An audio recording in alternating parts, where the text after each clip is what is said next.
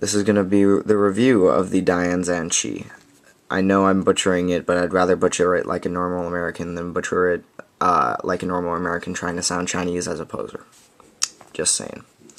This is the 5th cube of the DaYan series as they call it, but it's technically the 6th.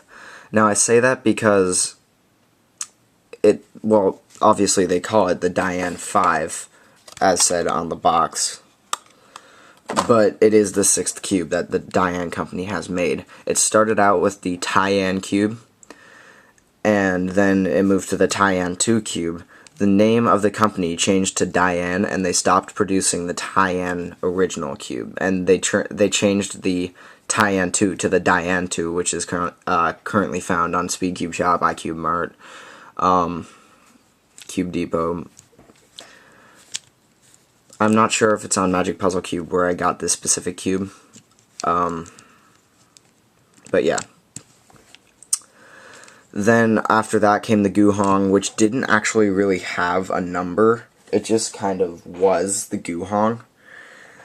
And when the Lingyun came out, it was considered the DaYan 3 because they didn't give the Guhong a number, but it's technically the 4th cube in the series because DaYan 2, which is also DaYan 2, Guhong, Lingyun.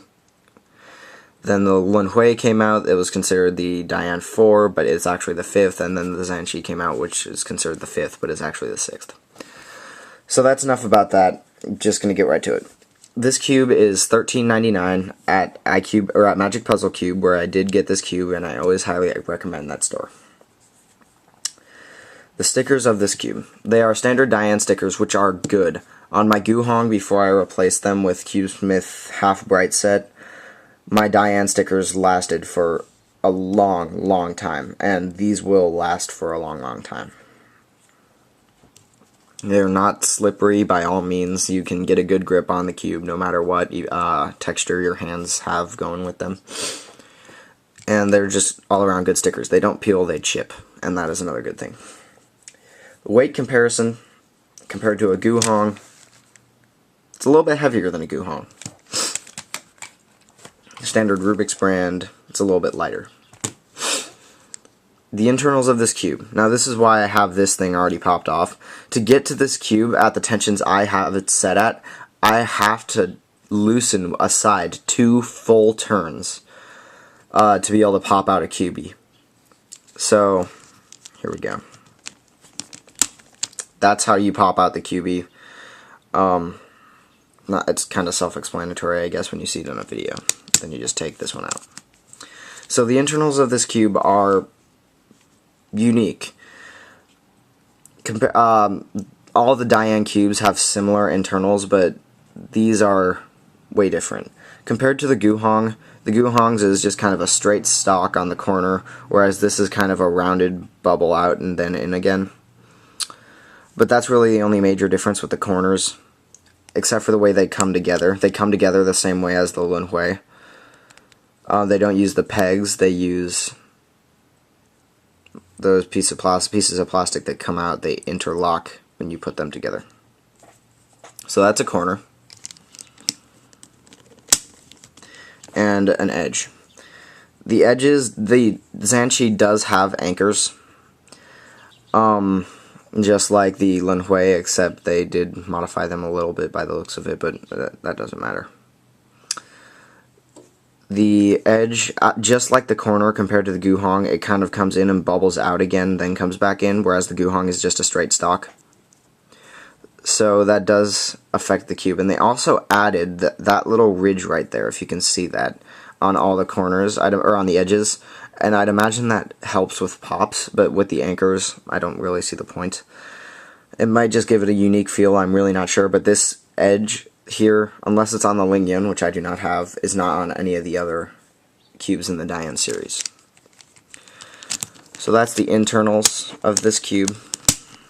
Now I gotta tighten it. Wait for it. 1 full turn. 2 full turns. So, the size of the cube and the weight, as I mentioned in the video or earlier video, is the same size as a Guhong and is the same, slightly heavier than the Guhong, slightly less than the Rubik's brand. The turning on this cube, it's very smooth.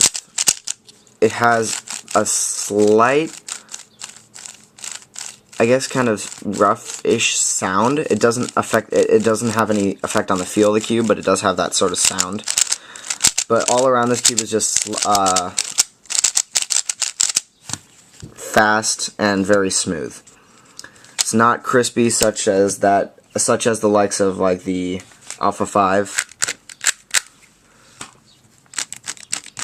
and it's not bubbly like the F2. It's just kind of unique compared to the Guhong. It's got its own general feel. The corner cuts of this cube actually aren't too great on the tensions that I set them at. However, it does cut full cubey. It's a little bit hard to do. That's one of the, I'll get to that later. So the corner cuts actually aren't that great. However, I am a relatively accurate turner, so the corner cuts aren't that important to me. Reverse corner cuts, it's a DaYan cube. Oops, there's another one. So reverse corner cuts are pretty good. Half a cubey, a little bit more. Pops, as you've just seen, two of these center caps have popped off. I'm working on ways to fix it. You can put just a little piece of paper in it and it'll be totally good. It'll keep the cube already in it. Or the center cap just fine in there. However, it doesn't really, the center caps don't tend to pop off when you're not trying to show what the cube can do. It just kind of, it's just how it does it. So when you're actually solving the cube, the center caps probably won't fall out on you. The locks on this cube, general lockups. If you turn the cube too much, it just won't turn. However, there aren't any weird lockups such as those of the A5 when it is not modded. This cube is lubed with Lubix and QJ Brand's lube. And overall is just a very good cube. If you want to lube it with QJ Brand lube without having to pop out a cubie, all you really got to do is kind of hold it like this, take the lube, unscrew it, and drop it in that hole. See if I can get that for you. Well, I can't really get you a good angle at this, but in the right light and then in the right circumstances, you can see through the cube. Oh, there you go. Right there, sort of. Yeah, right there.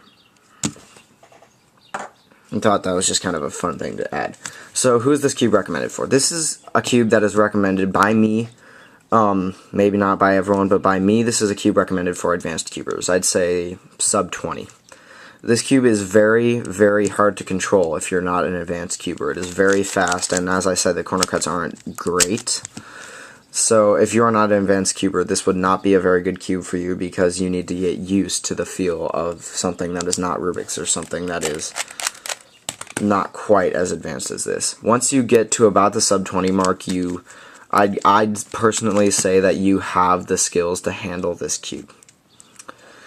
However, if you have already bought this and you are not sub 20, it may work out for you. I don't know, but this is just what I take from it.